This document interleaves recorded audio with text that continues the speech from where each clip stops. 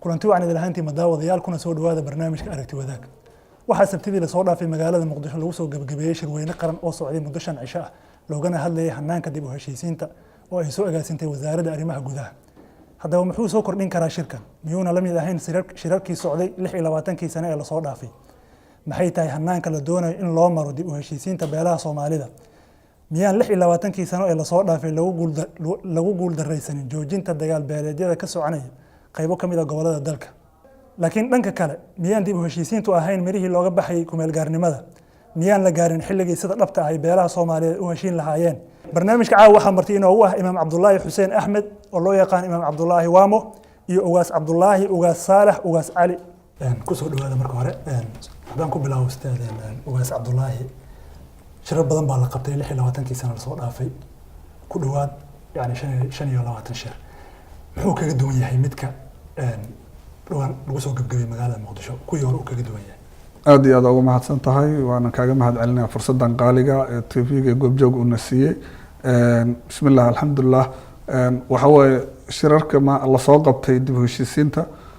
ilaa hadda waxa moodaa inay dawlad walba oo timaado meesheeda ay ka sii qaadayso ay socdaan shirkaana wuxuu kaga duwan yahay shirkii 2007 ee 10 sano ka hor lagu qabtay magaalada Muqdisho wuxuu kaga duwan yahay shirkaasi waxa la isugu keenay beelaha Soomaaliya guud ahaan waxa ka soo qayb galay ilaa 1200 oo ergo gaaraysa ka soo qayb gashay waxa lagu heshiisiyay beelaha waxay isku cafiyeen ayagoo isku sheegtay wax walba ay qabeen 1 August 2007 shirkaasi wuxuu u aqoonsaday in dagaalkii sokeeye ee Soomaaliya uu dhamaaday beelahuna ay heshiiyeen marka shirka inuu dhamaaday ayaa loo aqoonsaday waxa lagu aqoonsaday maadaama beelihii ay isaga gacan qaadeen wax alla wixii dhacay ee maaragtay dhibaatana ay iscafiyeen laguna heshiiyay in macnaheedu wixii oo jira oo yaala oo muuqda hantida taala oo muuqato mar hadii la iscafiyay maxaa hadda soo celiyay colaadan ka tahay gobolada qaar waa mahadsantahay waxaan rabaa waa ku socdaa shirka marka kan hadda socda wuxuu wali daba joogaa shirkaas go'aanada laga gaaray inuu fuliyo waxa kamid ah go'aanada laga gaaray oo maaragtay taariikhiga ah shirkaas waxa kamid ah xilliga dawladda Soomaaliya waxa golaha wasiirada loo ogolaa kaliya inay noqdaan dadka ku jira baarlamaanka shirweynahaas go'aamadiisa kamid ahayd in arintaas la bedelo loona furo shacabka Soomaaliyeed iyo siyaasiyiinta taasoo go'aankaas dawladda ay fulisay go'aamada kale loo dhaafana ee dawlad walba ay wax ka fulisay dhismaha ciidamada si wadada dib u heshiisiinta ilaalinta wax qaybsiga awood qaybsiga macnaheedu oo Soomaaliya oo maartay mar walba lagu saleeyo nidaamkaas baabi'inta nidaamkii others la dhihi jiray oo go'aan dhan uu ka qaatay una ogolaaday inuu yiraahdo isbahaysiga beelaha shanaad macnaheedu meesha laga dhihi jiray adreska go'aano badan oo fulay ayaa jira magaciisa la bedelo wali laakiin adres wax la mid ah in macnaheedu la isticmaalo ayaa lagu joojiyay go'aankaas shirka hadda marka wuxuu kaga duwan yahay qayb ahaan shirkan waxa maanta dhismay dawlad goboleedyo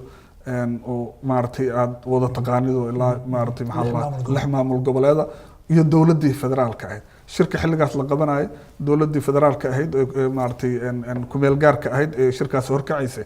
ma haysan maamulo goboladii ka jira oo macnaheedu go'aanada meesha lagu gaaro fulin kara dadka gaarsiin kara laakiin maanta waxaan aaminsanahay in macnaheedu hadaan nahay dhaqankii in shirkaasi la gaarsiin karo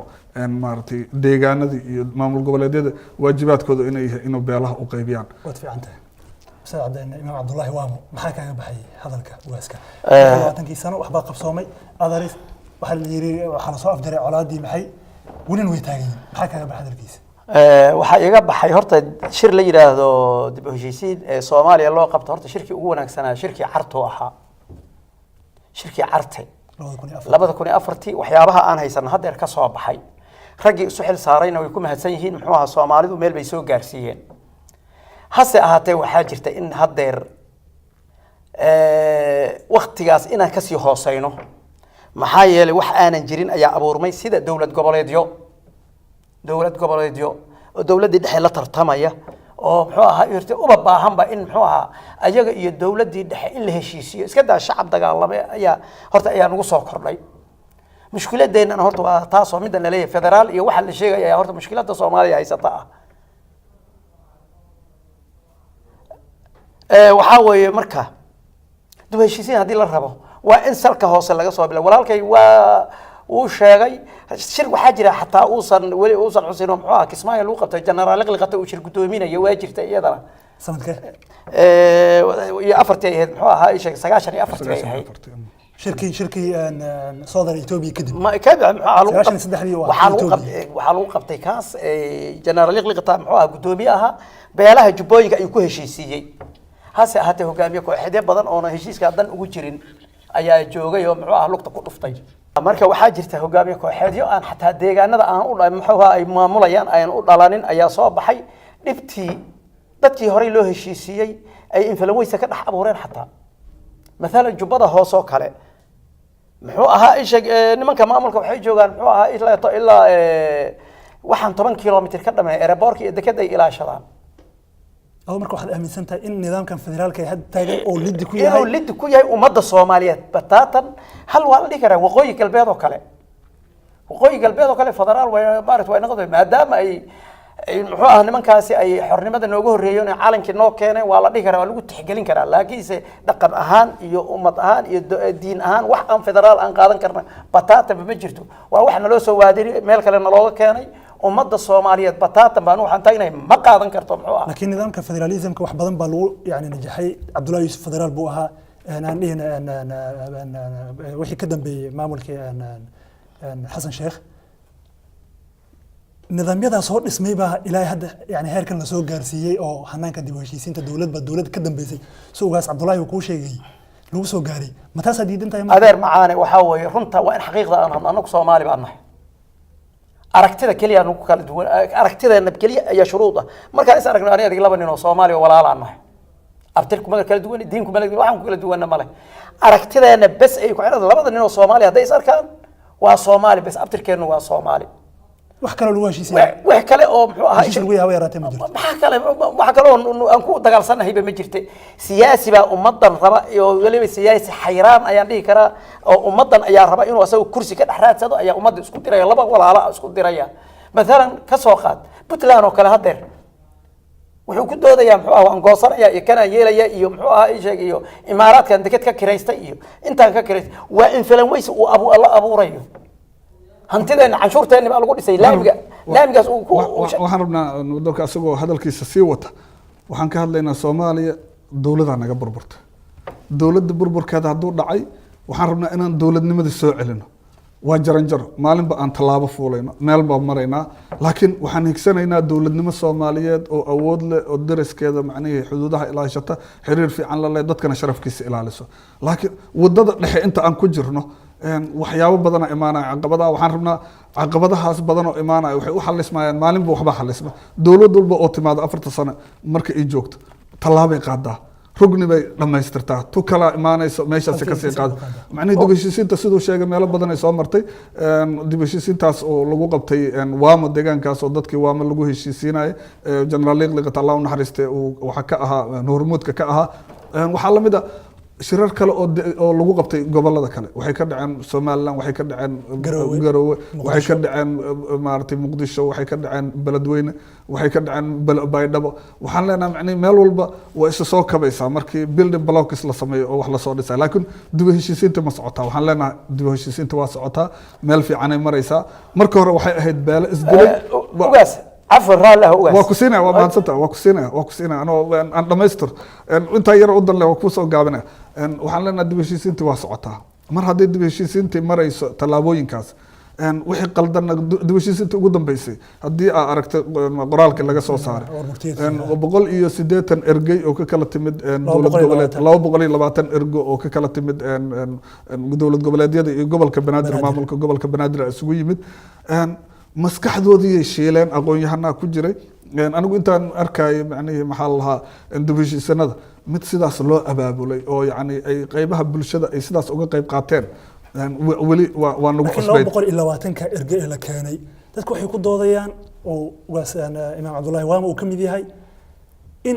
dadkii mudnaa in dib u heshiisiinta ay ka qayb galaan inaysan ahayn dadka والله بقول له وما هتصدق. مال عدل الله كان وما هتصدق horta macni mar haddii dowlad goboleedyada loo diray oo la yiraahdo dowlad goboleedyada ha keenaan anigu Adinka macni soo xula haddii la yiraahdo macni dowlad goboleedyadii ayaga mas'uuliyadii iyo soo xulitaanka lagu xisaabtamay waxaa kula xisaabtamaya dowlad goboleed walba waxay ka kooban tahay rugniyada qabaa'ilkii oo ay ka kooban tahay haddii ay wax cilado jirto waa in dowlad goboleedka loo gudbiyaa oo la yiraahdo macni ciladaasaa jirto laakiin waxaan ka wadaa faa'iido ma laha shirka ma soo saaray nuxur macni dad aan Soomaaliyeed oo imaan doona jiilal soo socda meel ay yani ka tixraaca karaan shirkii 2007 buug baa laga soo saaray weyn oo macni awaamirtiisuna ay tahay in dowladda fuliso oo yani haddaa aragto nidaamkii ciidanka sida loo qaybsan lahaa dhismaha maamulka baahintiisa hoos in loo dejiyo shaxda wax walba oo ku jira kan hadda intaas oo ka anba qaaday ilaa dhowr iyo 10 qodob waa tan aragtay oo la soo saaray oo maartay dowladda loo soo jeedinayo marka waxaan aaminsanahay in dowladdu ay haddii talaabooyinka sidaas u qaadato ay dowladnimadii Soomaaliya adkaanayso waxaan kala rabaa inaan ujeedada sharxo shirkan wuxuu kaga duwanaa kii kale oo haddaad aad maartay su'aasha iga soo dhaxgashay wuxuu kaga duwan yahay waxa meeshan maanta lagu gaaray waxay tilmaamo cad siinayaan dowlad goboleedyada iyo dowladda si mar dambe aysan u dhicin in yani is-aamin daro ay bulshadii iyo dowladda kala qabato dowlad goboleedyada iyo dowladda ay kala qabato oo burbur oo ku yimaado yani 26 sano ma hadda la garwaaqsaday arinta inay jirto mise 26 kan sano wada hadalladii ama yani dib u heshiisiintii dalka iyo dibadda lagu qabanayay Soomaaliya inta waxa la lahaa waa in lagu soo afjaraa colaada waa in bulshada Soomaaliyeed ay hagaagto yani ka dhaxdhalato aan ka dhaxgalo waxaad moodaa marka xilligan hadda yani uu socday baraan shirkii qaran lagu macdalay hanaanka dib u heshiisiinta in colaadan ay ka taaganeen gobolada qaar hiiraan iyo meelo kale ay kamid ahaayeen balcadi maxay soo dhawr jab kuma ah marka yani heshiiskaas yani magacyaalka sida dadka qaar ay ku doodayaan ee waqti uu lagu lumiyay yani 220 ka ergo ee magacyaalka meesha la keenay ama matelayeen bulshada Soomaaliyeed waa mahadsan tahay horta ergada anigu meesha la keenay bulshada Soomaaliyeed ma mataleen ma dhihi karo maadaama ay dowlad goboleedyadooda soo xusheen waxa kamid ah nabadoonka ha waa sida asaga uu yiri laakiin waxa ogaataa dowlad goboleedka wixii wax uga imaanayaan ayaga macni mas'uuliyadda qaadaya waxaan aaminsanahay inay ku soo xuleen dadka ay yaqaanaan oo markaas ay la shaqeeyaan inay ku soo xuleen waana anigu hadda gobolada aan aqoon gobolka Banaadir Hirshabeelle xubnihii ka socda waxay ahaayeen dad matalay macni dad bulshada xagga wax ay halkan ka qaadan ku celin kara oo maamulkooda ayaga isku daba joogay ahaayeen laakiin waxaan rabaa mid aan u noqdo waa runta oo waxa jira colaadaha yani ku salaysan deegaanada iyo daaqsinka iyo ceelasha iyo oo beelaha dhaxmaro horeyna Soomaaliya ay wax badan iyo waxa kala duwan tan macni shirku diiradda ay saarayay maartay maxaa lahaa uu awood qaybsiga ah nabadeynta in laga shaqeeyo sida uu sheegtay waxa way dagaalada ka jira Soomaaliya ugu dambeysay tuulooyin la gubay deegaanada warshiiq ku yaala waxa hadda ugu dambeeyay Hirshabeelle oo qayb kamid ah beledweyne ay dagaal ka socdaan oo intaas macnaheedu dhaqankii haddaan nahay Soomaaliyeed aan ka hadlayno macni deegaano badan oo colaadahu ka jiraan oo hadda sida Nardoonku uu sheegay laakiin nabadeynta Soomaalida macni taas beelaha waa mid dhaqankii annaga aan naqaano oo beelihuna xeer ay kaliya markiiba dhaxda aan qabano macni tan siyaasadda dalkii dhan duminaysa oo yani macni marka la iskhilaafo beeshu ay leedahay kalsoonida ama kala noqday dowlad goboleedka uu leeyahay dowladda dhaxan yani kalsoonida kala noqday yani dowladda dhaxdan ay la burburinayo macni wada shaqeynta laga noqonayo yani sidee macni la isugu hayn karaa rugnigaas dowladeed oo lama taabtaanka sidee la isugu hayn karaa macni waa awoodda waxa la saarayo adeer macaane bismillaahir rahmaanir rahiim ugaas kortu waa mahadsan yahay meelo badan wax ka iftiimiyay waa runtii waa u baahanay dawlad iyo maaragtay in wax la isku hayo dhoo baanahay moogtahay hase ahaatee Soomaalidu waxay dhahdaan muxuu ahaa ii sheeg hal booliya nirig xalaal ma dhasho hal booliya nirig xalaal ma dhasho hogaamiyaha muxuu ahaa ii sheeg kuwan maxaa la yiraahdaa wax soo xulay hogaamiye kooxeedan horta aniga u aqaanaa inta aad leedahay muxuu ahaa jirkayga ugu damqayna dawlad goboleed inta aad leedahay anagu hal dawlad leedahay hal calan aan leedahay waxaan kale oo dhan anigu muxuu ahaa uma arko dawlad iyo nidaam uma arko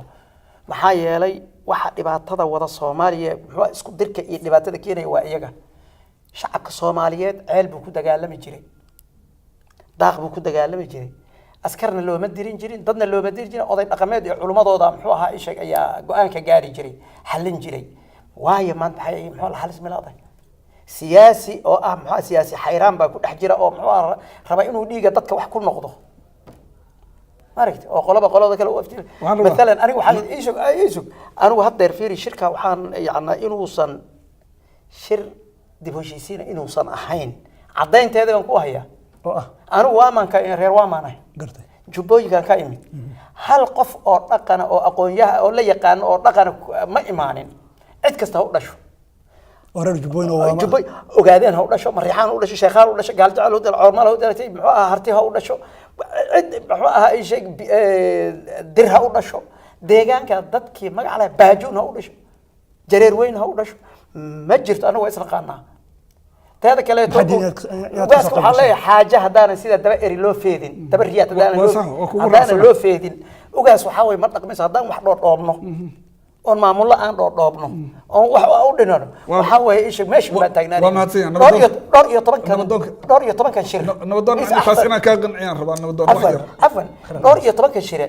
ilaa carte maahan inta kale maxay u mira dhali waayeen dadkeedii kama shaqaynin maxaa yeelay dadkani muxuu ahaa isha waxaa hogaamiya muxuu ahaa dhaqan culamaa udiin waxgarad ayaa hogaamiya waxgaradkii waa lagala wareegay siyaasad oo aanan aqoon war siyaasad anagu waxaa u naqaanaa tii wax hagaajisa maahan mid un kursi lagu raadinayo dadka dhiigooda lagu raadinayo anagu ma naqaan siyaasaddu sideedaba waa islaamka meel wanaagsan ay kaga jirtaa waa tan dadka lagu hogaamiyo ee wanaagsan hadday waxaad sheegtay in reer waamo erga ka socotay aysan imaanin ma la idiin soo bandhigay mise adinkaan ku qanacsaneen ma habkay wax anaa xataa istaagayba ninkii ergada waamo ka socday hogaaminayay hal jifay ahaayeen xataa ugaaska ma ahayn muxuu ahaa isha ugaaska beesha uu ka socday uu mathalayay ugaaskeedii ma ahayn dhowr ugaas ay leeyihiin ya ree ugaas qorane ma soconin ree muxuu ahaa ninkii la dhihi jiray ree cali sokor ma ahayn soconin ugaasyo kale jira muxuu ahaa nin bugaha socday oo aanan ugaas ahayn oo sidaasna dawladda u aqoonsatay inuu ugaas ku yahay maamulku u aqoonsaday maamulka aad leedihiin muxuu ahaa dawlad goboleed aad leedihiin ayaa waday waxaasna wax muxuu ahaa Soomaali ku heshiinaysa ma ahan wax muxuu ahaa ay sheeg waa heshiis la dhigi karo dawladda kala hadasheen arrinka dawladda markaan dib ugu noqdo anu hal meel waa cudurdaar waan u bixay waan muxuu ahaa wasiirka iyo muxuu ahaa dawladda hadda cusub waxa cudurdaar waa u sameynaya cudurdaarkaas wuxuu yahay ma yaqaanaan maamul kasii horreeyay raggii kasii horreeyay oo agaasimayaal waxaa jira aan u bixinay muxuu ahaa xayraan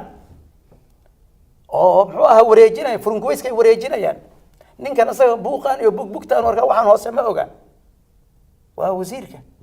ama wasaaradda arrimaha gudaha duqa magaalada madaxweynaha arrimaha ma oga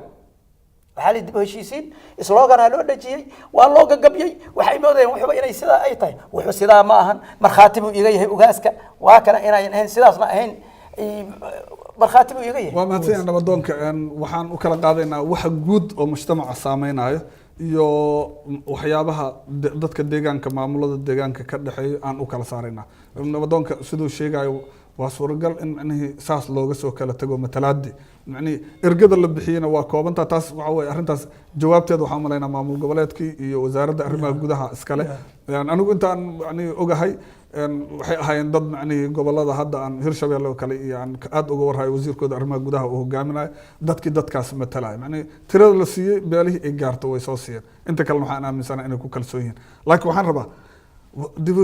waxbaa qaldamayaan macnihii waxyaabaha sidaas oo kale hadda waxaan rabaa nabadoonka tan uu ka hadlayo kale in la saxo weliba dowlad goboleedkii yani matalaaduu ku leeyahay nabadoonka xildhibaanuu ku leeyahay wasiiruu ku leeyahay waxaan malaynaa ilaa madaxweyne ku-xigeenuu ku leeyahay dowlad goboleedkii cabashadaasi nabadoonka waxay ahayd inuu gaarsiiyo maxaa la lahaa ragga asaga matala si ay maamulkii u gaarsiiyaan oo qaladkaas loo saxo inuu gaarsiiyana waa fila macnihi oo nin mas-uul ahoo aad u aqaan oo shaqo badan soo qabta waaye marka waxaan rabnaa dadkii waxna waxa waaye wixii oo hoos dadka u saameynaya meelaha ay ka qaldayna waxaan jecelnaha in dib loogu noqdo anigu hadda maamulkii koonfur galbeed ee joogay duubabkii jooga waa arkay kuwii hirshabeelle jooga waa arkay kuwii galmudug ee jooga waa arkay macnihii waxay ahaayeen dadkii matalaya iyo madaxdoodii ahaayeen haddii laakiin cilada jirto meelaha qaar oo la isku matali waayo in lasoo buuxiyo waa runtiis cartay kasoo bilaabatay dib u heshiisiinta ugu weyneed Soomaaliya dowladda hadda dowladihii ku meel gaarka ahaa ka dhashay oo markii dambe federaal isku bedelay ilaa hadda oo dowlad rasmi ah tii labaad oo rasmi ah ay noo joogto maanta dalkii wada hadalka waa macnihii qodoba markaas macnihii ugu daran markii hadda nabadoonaan duubabaan nahay macnihii waxaan naqaanaa markii arrin aan u fariisano awalan waxa ugu horeeya oo dhibka ka imaanayaan xalnaa macnaheedu waxaa laga yaabaa umuuro kale oo xalis u baahan inaan dib u dhigano laakiin waxa dhibaatada ugu badan oo waxaa la yidhahdaa awalan sida u kala daran tahay xalinta ayaa loo xalinaa marka sidaasoo kale dib u heshiisiintuna hadda tahay anigu waxaan aaminsanahay tii beelahoo noo socoto inaan tu kale ku garab furnay oo aad u wanaagsan oo ah in laga wada tasho hadda shirkan magaciisa sidaa u aragtay waa wada tashiga hanaanka dib u heshiisiinta sida maaragtay qoraalka ku aragtay waxa weeye sideen wax u yeelnaa sideen wax u maaraynaa sideen wax u wadnaa يعني qof walba fikirkiisa waa la aruurinaya nabadoonka fikirkiisa oo kale aad loo soo dhaweynaa waana in yani nuqul badan aan nooga qabato minadkana waa jecelnahay waana loo gudbinaa shirweynahana waa loo gudbinaa shirkuna ma istaagay sida wasaaradda laga sheegay way fiican tahay ogaas marka la yiraahdo sidaan u wada hadalnaa iyo qaabkeen u wada hadalnaa isku daalnay maxaa inoo dan waa wax la gartay laakiin 22kii bishii saddexaad 2017 sanadkan ergooyin ilaa iyo 5 gaarayo oo ka يعني مثلا بيلاها صوماليا يا جوشان يعني لوسو جبجبية أما شركة يعني سبتيد لوسو جبجبية مقالة مقدشو عطسي أهان وجود بمدحين محمد عبد الله فرماج إنه يعني يعني ديوهشيسين بيلاها صوماليا وقبته والله قبت إرجاس واحد مدة إن لا يوجد دومي دعوتي لجنا أخباري كدمنا أنا لو يرين الله بقول إلا واتن كلام مجاويال أحسدك خارج شيء جيان وأنا مثلين بيلاها بقى إن لكاني شر نوعاس أو كلا oo lagu majxaabinayo ama lagu doodsiinayo xuquuqda dadkii lahaa fikirka ama wax tabanayay hadaan lagu marti soorin ama aan lagu marti qaadin wax inta la eg baa laga filay inay mir dhal ay ka soo saaraan waa mahadsan tahay horta 220 qofood oo sidaan ku sheegay lagu soo xulay oo dawlad goboleedyadu ayagu soo doortay muddadan dambe waxaan wax ku wadnaa in dawladda dhexe iyo dawlad goboleedyadu ay ayagu hawsha ay wadaan anigu macnaheedu dadkaasi cidna ma matalaan marna maartay maxaa la qofka oo dhaliisha soo jeedina macni aniga ergadii ka qayb gashan kamid aha si toosan umada aan matalay aniga iyo xubnihi kala joog dadkaan dhihi karin laakiin dadka dhihi kara xataa oo maanta eraygaas awoodo waxay ka qayb galaan isla shirkaas beelaha qaar ee gobolada dhex degan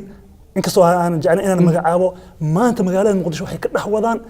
gaashaanbuur ama isbahaysi ay ugu soo horjeedaan shirka maanta qabsoomay ayadoo marka taa ay la micno tahay in dadkii shirkaas loogu baaqay ama ka qayb galay inaysan mataleen beelaha Soomaaliya sida dhabta ugaaskan hada imaamkan hada oo ku celi waa mahadsan tahay horta shirkana waa ka sheegnay cid walba oo wax tabanayso oo rabta in shirkan wax ku biiriso inuu furan yahay shirku ma shir macnaheedu waxa la soo gabagabeeyay wajigiisa koowaad wuxuu ka dhici doonaa gobolada dalka inuu ka dhacayo xaqiiqa qaabkii talooyinkii wasaaraddu inay aruurinayaan aaminsanahay kulliba laakiin annaga inta aan ka ognahay oo dadkuna aan ku aragnay waxaan aaminsanahay wixii dadka maqan in la dooni karo la raani karo maraalna kama noqonayno in dad Soomaaliyeed waxaan ku sheegay inaysan dawladnimadu dhameystirmayn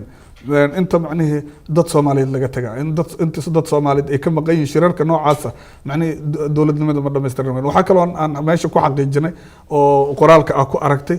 haddii aan cadaalad loo sameyn habka awood qaybsiga oo beelaha macnaheedu miisaanka wax lagu qaybsadaan wax loo sameyn in ayaduna ay dawladnimada inay burburtay halis tahay ilaalinta marka xuquuqda dadka iyo cadaaladooda wax qaybsiga iyo ka qaybgalida dadka bulshooyinka ay ka qaybgalaan shirarka noocaana macnaheedu waa wax la dhowrayo waxaan leenahay marka haddii ay dhiman tahayna in la saxan codsanaynaa haddii aysan dhinayn in la isku kalsoonaado xataa haddii dawlad goboleedka tusaale ahaan madaxdiisa la doortay anigu hadda waxaan ogahay Hirshabelle sidii ku soo dhisantay oo muddo fara badan macnaheedu la soo dhisayo muddo 2 sano ku dhawaad hawsheeda ay socotay bulshada la isku keenay waa lagu heshiiyay xildhibaanada la qaybiyay ergooyina la keenay xildhibaanay qaybsadeen dastuura lagu heshiiyay doorashooyina ka dhacay hadda marka maamulka Hirshabelle jira ee madaxweynaha madaxweyne ku xigeen kale baarlamaanka kale waxay haystaan awoodii shacabka oo rasmi ah laakiin ay tahay colaada hadda way kalsooni darro ayaga lagu qabo ma jirto waxaan kala ogahay anoo ku dagaal ka taagan saa ay tahay maamulkaas inkastoo uu dhismay la rabay in bulshada meesha degan uu walaaleeyo oo yani waan u dhigo saas ay tahay waan ku soo noqon imaam Abdullahi waxaan rabaa inaan walaalkay ka dhaco fahamsiyo macnaheedu sida galmudug ku dhisantana waa og tahay in ayadana sidaas oo kale processkaas beelal la isugu keenay oo lagu dhisay oo nidaamkaas lagu dhisay waa runtaa macnaheedu maamulkiyo jira maamuladaas waa curdan macnaheedu waxa lahaa dhismay ciidankii oo amniga dhisay iyo maxaa la dhaqaale abuuridii iyo sameyntii ilahi oo maartay waxaas aad ugu mashquul baa loo raadinaya umar marsiyada in laga xisaabtamo ma laga xisaab hadda waa lagala xisaabtamaa hadda macnihi shalay dhiigga hadda daadyaa kala xisaabtamaya shalay waxaan la hadlaya aniga macnihi wasiirka arrimaha gudaha oo Hirshabelle. Hirshabelle oo jooga magaalada beledweyne oo ku dhex jiro asaga iyo xubno baarlamaanka iyo wasiirro kale ee u taagan in arrintaas la joojiyo garabkoodaan ku taagan dhaqanka haddaan nahay waxaan rabnaa inaan la hagaajino inaan macnihi gacan ku siino ayagana waa u taagan laakiin awoodda intay la eg tahay maanta Hirshabelle gacanta kuma xakamay karto laba dagaalaa ka jirto kan hadda ka bilowday beledweyne maaragtay maxaa la lahaa gobolka hiiraan iyo mid hore gobolka shabeellaha dhexe oo aad og tahay tuulooyin la gubay oo jiray oo taariikhi ah oo la gubay dadkuna ay weli barakacayaal yihiin xabad joojin aan ka samaynay wadahadal iyo aan ka bilownay laakiin noo dhammaan marka baaqyada waan usoo noqonayna ogaas aan u wareegay imaam cabdullaahi marka war murtiyeed sidaan shir marka sidaan oo kale u dhamaado war murtiyeed baa lasoo saaraa erey qurqurxoon ku qoran baaqiya waxaa lasoo jeediyaa oo ugu baaqay bulshada inay nabadda ilaaliso midnimada ilaaliso waxaa marka ma kuu muuqdaan oo is leedahay 26kan sanana wada hadaladan ay socdeen anigu ima muuqato shir aanan shirkii carta ahayn ee wax wanaaga ka soo baxay kan horta ima muuqdaan kii darhaad la soo gabagabeeyey anigu horta shir dib u heshiisiineed uma arkaynin مشروع محوها أي شيء إرمان ورابسي هذا ما تقان أنو غير بادي أنا محوها إرمان ورابسي إرمان ورابسي ما تقان هذيك إرمان ورابسي مركا أو مرها يا إرمان ورابسي أنو أركيه مشروع يرو قولا محوها عضانا إيو محوها أي شيء مالها لقى سوقاتي أو محوها لقوف وشنيي بروجكت بعضو أركيه بروجكت محوها مشروع بانو أركيه ما هنا دبشيسين الصومالي دبشيسين أنا وحنو أقانا سومالي لأن الله تقو محوها علنك اللوجي يليري إذن كاكينا واكنا محوها اللي سود دويه دبشيسين horta meesha aan ka soo bilowno dibashiisiin aan meesha ku soo waxaan yar yar oo annaga dhexdeena ee gobolada dhexdooda ah muxuu ah NGO-yada oo loona sameystay muxuu ah hogaamiye kooxeedyada oo hadba mar maalinba wax laga soo qaaday ugaas ma ahan muxuu ahaa ishag dibashiisiin asal aan u noqono muxuu ah waqooyi galbeed bishaan muxuu ahaa ishag 26 Juun ayay noo keeneen muxuu ahaa 26 Juun ayay noo keeneen calanka dib baa dhacay dib maamul baa ku dhacay annagoo odayaasha koonfureeda intaan u tagno aan dhahno war waad noo keenteena waa kana meel geey aan dhahno dibashiis meesha aan ka bilowno siyaasad markay tahay haddii kale hogaami xayraanimada muxuu ahaa isha gobolada dadka kala googooyay oo qabiil qabiil isugu dilayo hadeer maxaa isku diraya matabaan iyo maxaa isku diraya waa deegaan waxaan ka rabaa nabadoona waa mahadsantahay adigoo mahadsan inta xawaada iyo meesha guryo gubka maxaa keenay meeshan maxaa shabeellada hoose maxaa keenay ma daaqsina محولا محوها ما برك اللي بيا لو ما ويسو وهمية هجامي كوحدة كل حجرة يريه بلو وحن الله بهنين أنا وحن قبا وما تتا سمي أنا هوس كصاب باللونه أنا رد ولا شركة أنك هذلين نبضون شركة أنك هذلين هلا قبا وروح العردن كان إلى شنو وما تتا واحد عردن كأ أنا إلى شنو وأنا كل قبا لكن سي واحد عردن كأ magac dib u heshiisiinna meesha uu yaalo meesha uu yaalo war qubmoos aan la dhigana anaga markaan ajiro hay hebel qubmoos loo dhigalay wala taraarixina waa ku faahmo ogtahay war waxay heshiisiin ma waxan yaana muxuu ah rag wada mici galool aha meesha inta yimaadeen wax soo qorqoreen waxay leeyihiin muxuu 20 sano oo dhanba muxuu ah barnaamij ku soo watay ayaa farmaajana ka saxiixay markuu tagay afgooye uu tagay muxuu ah dib heshiisiin in la qabto ka saxiixay dib heshiisiintana siday rabtay uma dhicin marka waxaan leenahay anigu muxuu ahaa حاجة هذا نسيت الدبر رياض لو فين ما هيشين أنا هشينه عن هوس كصوب باللون توليك أنا كصوب باللون دقموين أنا هشينه محنو كهشينه وهكذا كم إنسان هرتا أنا هشينه محنو كهشينه محنو أنا بدون قضبك وكهض لي أو يعني دب هشيسين وما أقان يعني هرتا سدان هدات وشاقين وأركتيس كل عدن شركة يعني وهدات سدان وشاقين أركتيس ولا بهاية يعني وحماش كتالو إن أن يعني كهشينه هبكان أمرنا سؤال بهولي تاجن معني حبكان وهشينا أرمها فكرك ونبدون كشيء جاي ومهم إن معرض محلها إن لجو صدره دجالة دعاء الصومالي يعني أنت بدن قبائلك وحيكو إجيهن ما فوق سياسة معه معرض هذا دجال كيران كسعودة كان شبه الله كان كدعي محل دقمة البلعد كان كدعي سياسة وصوص قرية عدالة وس عبد الله وحلا جيها إن بالها قارئ إسكو هيان قاف أم الديجان سو سياسة معه البلارس وصوما يعني هير بالغية إنه يصوب حنو رير كلا يكسر دول si loo dhaqaana taas macnaheed dhaqanka Soomaalidu weligeed waxay dhici jirtay in macnaheed meel yaro oo deegaan ahayd macnaheed dadku ay mar inta ka tagaan qolo kale ay soo degto la isku macnaheed weligeed la dhaqi jiro wax nagu cusub maaha maxaa nagu cusub annaga waxaa nagu cusub tan haddii khilaaf ka dhaco siyaasadda dhaqan kuma xalli karno waa ogto koob iyo sagaashankii birtaa la isugula baxayo nabadoonada iyo dhaqanka iyo duubabka waa joogeen macnihi maxaa la sidaana u taagnaayeen laakiin miday wax ka qaban karaan oo joojin karaan ma ahayn laakiin tan beelaha way ku filan yihiin maalin walbayna dhacaan maalin walbayna xaliyaan waan la kala rabaa qolaa la yihahda xagga u guur xuduudaa loo dhigaa wax walbaa la sameeya waxaan rabnaa marka ma layska daaya dib u heshiisiintii maba jirto ma la yihahda mise macnihi wixii waa qurxisanaa waxaan taagannahay aan qurxino nabadoonka fikradiisoo kale u baahannahay inuu ku biiriyo in deegaanada laga soo bilaabo waa la qabaa in macnii waama la heshiisiiyo in koonfur galbeed ayadu hoos ay u bilaabato in hirshabelle ay hoos u bilaabato in ay macnii goboladii oo dhan ay sidaas u bilaabdaan ila ma aha maamul hadda diidan inuu jiro dib u heshiisiin laakiin sow imaam cabdullaahi uu sheegaba sow kuma muuqato yani in dib u heshiisiinta beelaha soomaaliyeed uu noqday mashruuc projecti ah oo yani hay-adaha reer galbeedka ama qaramada midoobe hoos tago ama dowladda laftirkeeda in dee qaramada midoobe ay u tagto ay tiraahdo dib u heshiisiin wax baan qabanaynaa dee dib u heshiisiinteena sidii rabay aan loo hirgelinayn aan loogu dhaqmaynin oo laba beeloo inta lasoo qabto asalka waxa mushkilada lagu dagaashan ama lagu diriirsanayna aan la ogeyn la yiraahdo un kaale oo wada hadla de maxaa lagu wada hadlaa horta marka hore yaa isdiriirsan maxaase lagu diriirsan yahay muxuuse salka ku hayaa ayadoon waxaana la dhihin waa maanta waxaana soo gaarsiiyay 26 sano so marka kuma muuqato in mashruucan dib u heshiisiinta uu noqday project ama mashruuc lagu qaadanayo dhowr yar oo kumanaan waa mahadsantahay waa fikirkaas waa kaaga duwanahay runtii macnii shirka hadda la furay su-aalahaas la isku weydiiyey maxaa naga qaldamay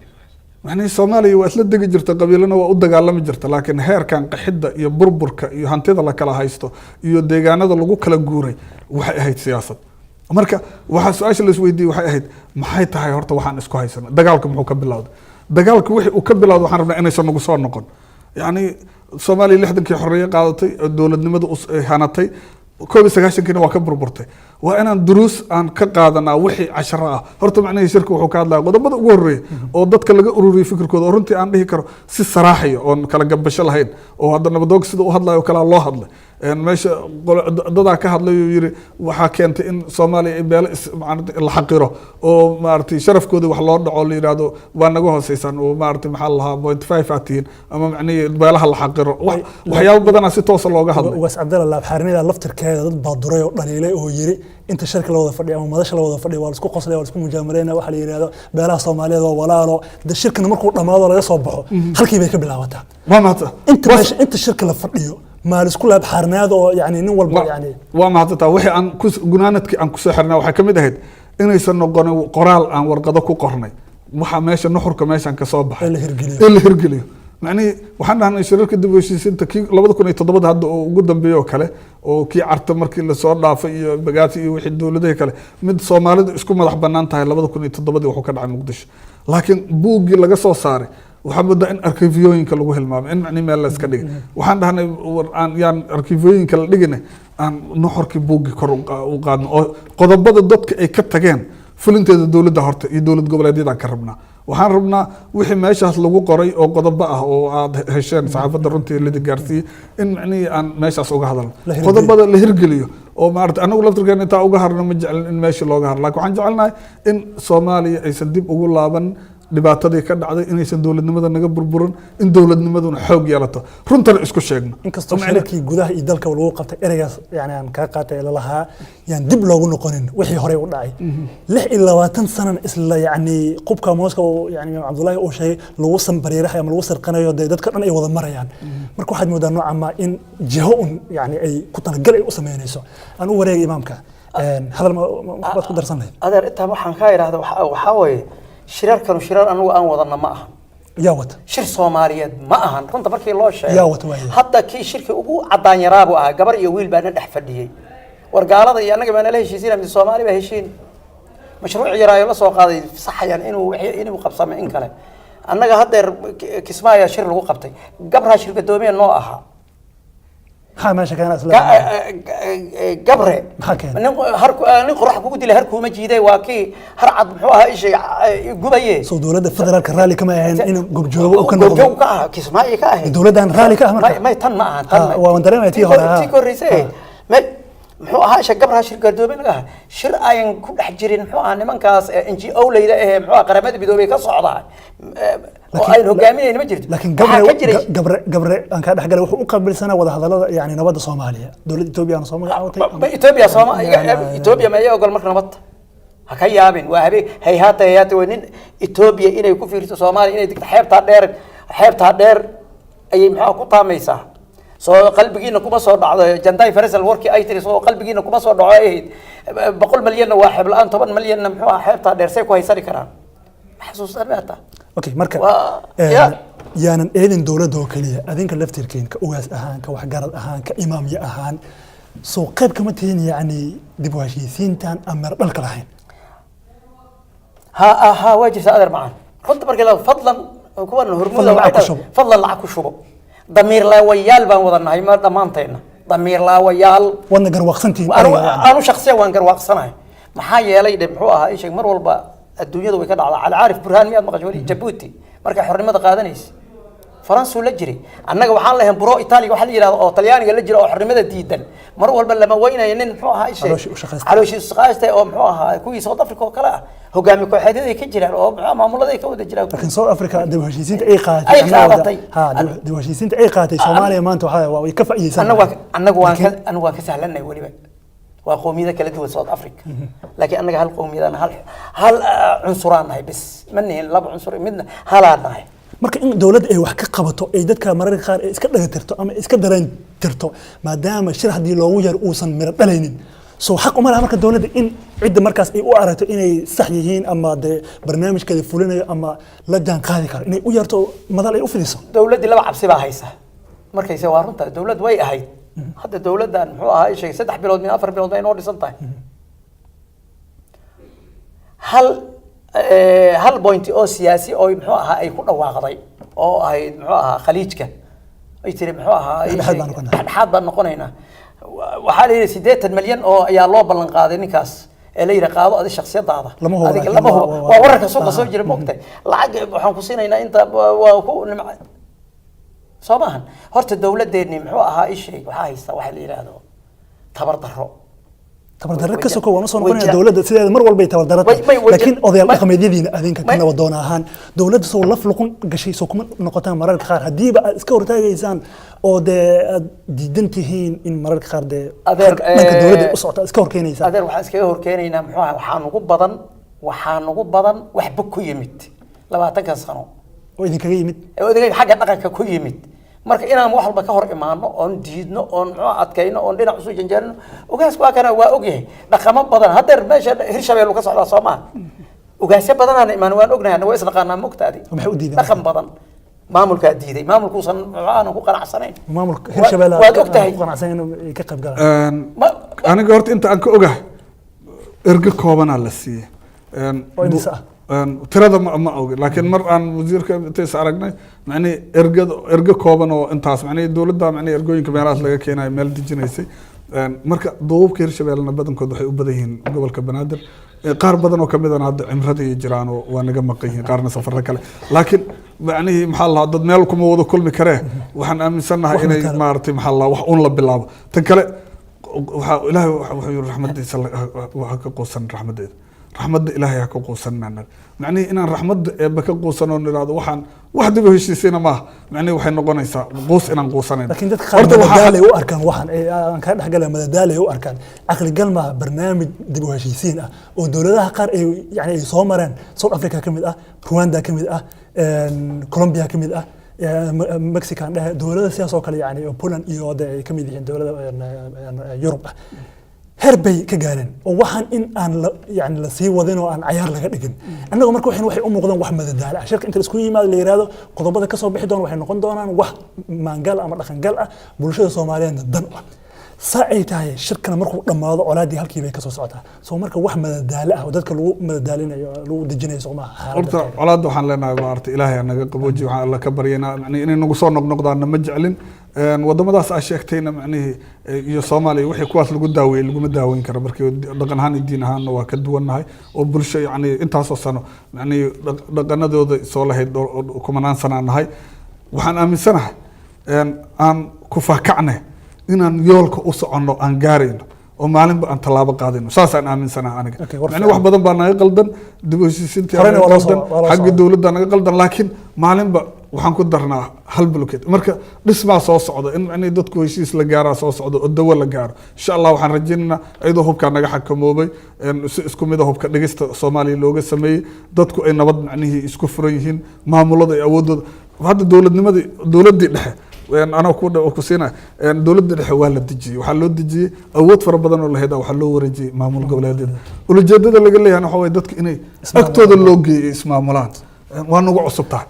mid hala iyaynaan la yaabin waa nagu cusub tahay marka qofka waxa hadday ku cusub yihiin qaladaad fara badanaa imaanaya laakiin inaan waxba la qabanaa ka daran maamul goboleedyada loo wareejiyo unbaa nagu cusub laakiin dib u heshiisiin naguma cusub dib u heshiisiin naguma cusub laakiin maamulka in macnihii heerkaas loo wareejiyo inaan ka faa'iidaysano imaam cabdulaahi mararka qaar runta waa taa adiga tiri yani xaajadu waa daba ari oo kale in loo fiido adinka ka ogaasi ahaan ka imaamya ahaan ka waxgarad ahaan idinma muuqata miya in dee dib u heshiisiintan ay keentay miro dhalka waxa maanta anaga aan ku naaloonayna hab yaraatee dowladdan curdanka adinka aad ku sheegteen haddii aad leedihiin marka yani dowladdan hab yaraatee anagu dee wax dib u heshiisiin ay qabatay uma aragno dee dowladdan hadday aniga saan sheegay yani cidda ayada ay u aragto in maslaxadeeda ay ka shaqaynaysa ay keento inaad la shaqaysaan aad la jaanqaadaan alal aqal maalin un yani waxaan si loogu baxo oo adinka eedda dusha aan la idinka saarin inaad qaadataan soo maha ها أدر معنا محوها دولة عن عرضن كأسات شكتي وإن لا شقيا وإن محوها إيش لا طبعا طابية أردتو هل دقيقة هسه يصح أردتو وإن لا شقيا أدر معه وإن لا شقيا دولة وإن لا شقيا hase ahaatee waxaa jira muxuu ahaa shay dhibaatooyin badan oo hortaagan waxaa jira qodxo badan oo horteeda daadsanaa oo yeelay oo ayan iska fiirinaynin oo muxuu ahaa ay sheeg dab duugan ah qodxana dawladdu waxay ku eedeynaysaa in adinka ka yani wax garad ahaan ama yani oday dhaqameedyo ahaan inaad hor dhigaysaan ajidantiin in adinka waxaan idin soo marin dawladda ay fuliso maya adeer muxuu ahaa meesha waxaa taagan wadanka waxaa nabadoonna ka ah siyaasiyiin maamul goboleedyada ee lagu sheegay muxuu ahaa federaal ayaa kuwaas ah muxuu ahaa ay sheeg nabadoonnada waa ayaga siyaasiyiinta waa ayaga wax qabadka